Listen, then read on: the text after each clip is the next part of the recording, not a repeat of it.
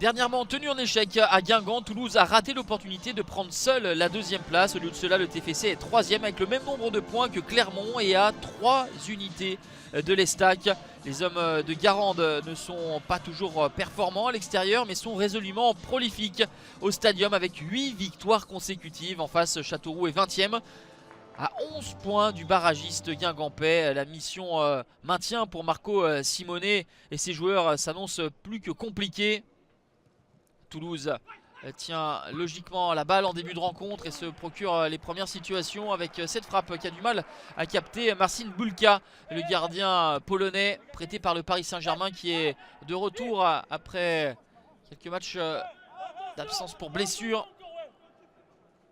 Toulouse insiste, notamment sur coup de pied arrêté, un secteur où les hommes de Garande sont plutôt à l'aise et avec une tête à bout portant.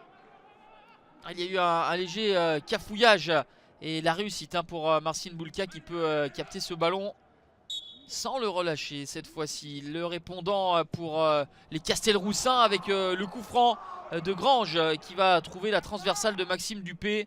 C'était bien travaillé et enroulé. La puissance était également au rendez-vous. Et Toulouse qui procède en contre par séquence avec cette frappe de Bayo qui va s'envoler. 0-0, c'est le score à la mi-temps. Le TFC est privé d'Adli, Spearings et Vandenboomen, des joueurs importants touchés par la Covid. Au match aller, le TFC s'était imposé 3-0 avec justement but de Spearings, Hailey et Opéry contre son camp. Enfin, le TFC va valider sa domination à la 52e avec une situation confuse mais qui cette fois-ci va se solder par l'ouverture du score de Kelvin Amian. 4e but pour le défenseur toulousain.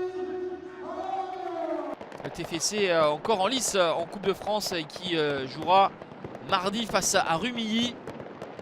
Beaucoup d'objectifs pour cette fin de saison pour le TEF qui aurait pu se mettre à l'abri mais le poteau sauve Marcin Bulka. Encore une fois Grange sur coup de pied arrêté et Maxime Dupé qui s'emploie.